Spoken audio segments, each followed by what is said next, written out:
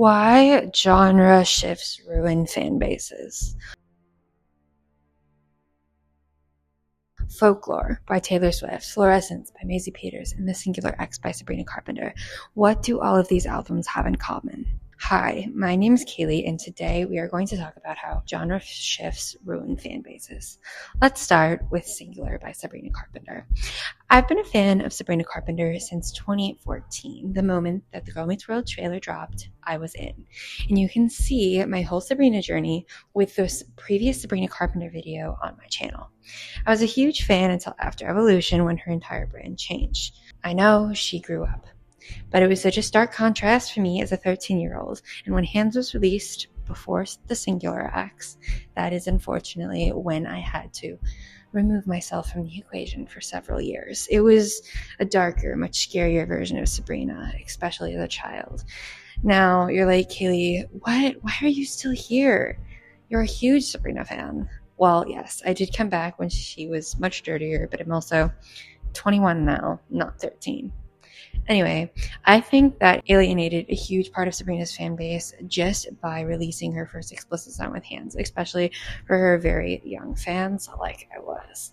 Was this the wrong move? Clearly not, because she's an absolute megastar now. But I do think that it changed the demographic in the Sabrina fan base, not only for me, but for everyone who loved her from Girl Meets World. Not just because she grew up, but because we didn't have time to grow up before she went off and started doing grown-up things when we weren't grown up ourselves.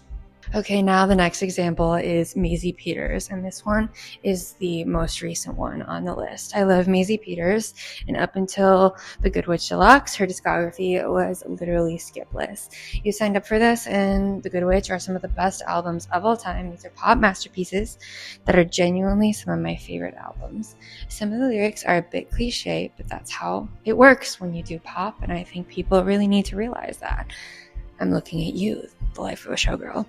The first single off MP3 was Audrey Hepburn, which was Maisie's first single in a couple years since The Good Witch Deluxe. And MP3 was so hyped for over a year that we were actually sick of waiting. I saw a thread on Reddit that said that her label told her she had to tease it for so long before she could release it, which I could see that happening.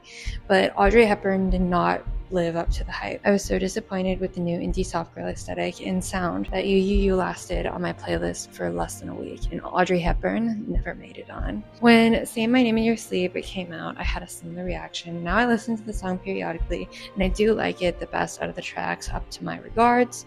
So it goes for me, my least favorite, Audrey Hepburn, then You, then My Regards, and my top is Say My Name in Your Sleep, which I just edited to today. My Regards came out, which is more Maisie than the previous three tracks, so I think we are shifting in the correct direction. However, I was worried I was the only one who believed this shift was such a drastic change, so I scoured the internet and I found on Reddit a thread with different remarks about how MP3 felt flat so far. But this was before My Regards. I did see another Reddit user saying something along the lines of My Regards. It feels so out of place, especially the music video, which me personally, I haven't watched the music video. I'm not a big music video girly, but with all of the criticism on Reddit, I knew it wasn't just me. Finally, we have my absolute least favorite album in the entire world, Folklore by Taylor Swift. Folklore was genuinely one of the worst pieces of media.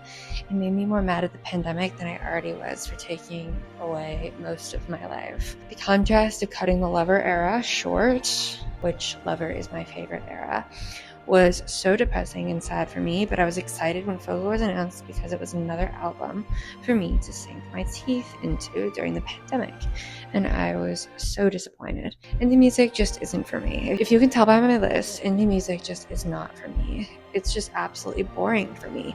Phoebe Bridgers is an example I just could never get into. Now that I've given you examples, how in the world does this change the fandom? Is a genuine question you might be asking.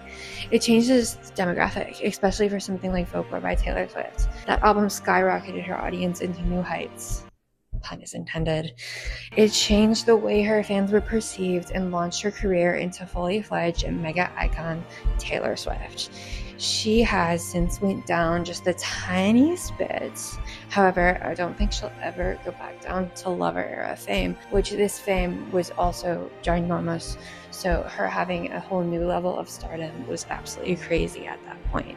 Maisie, I have always said that her personality and my interests just don't align. I'm not a huge fan of her personally, but I have always liked her music, even loved her music. And that stark of a change in her artistry, that statement has totally changed the way in which I perceive her, and obviously referring back to that Reddit thread and the feedback from fans, that did change a good portion of people's opinion on her. Overall, I hope this explains how fans and fandoms can change when the artist shifts and evolves through different seasons. I think that you should hit the like and subscribe button. I love Katie, and goodbye. Thank you so much for watching.